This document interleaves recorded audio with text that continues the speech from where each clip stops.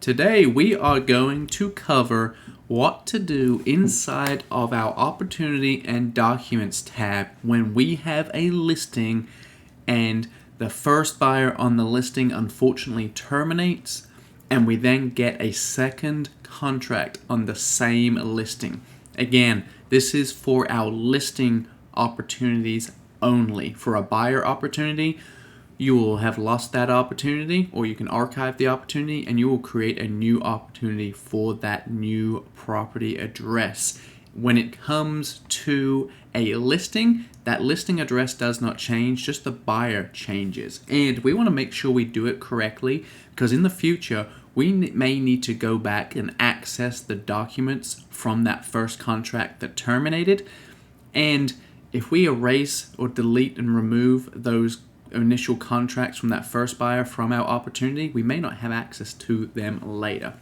So we are inside of this opportunity here, and we are in the seller opportunity and in the under contract folder. You can see we've got some documents attached just here, and then the buyer terminates.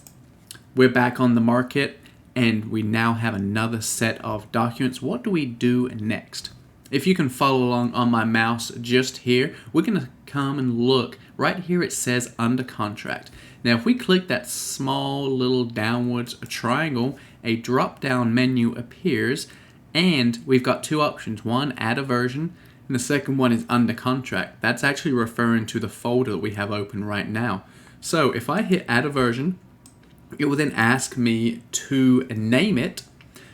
And so best practice may be naming it with the date.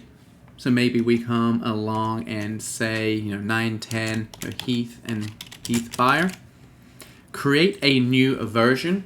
And now you can see that we have the new named folder. And I can still flip back to that initial under contract one. And there are all the documents from my first contract.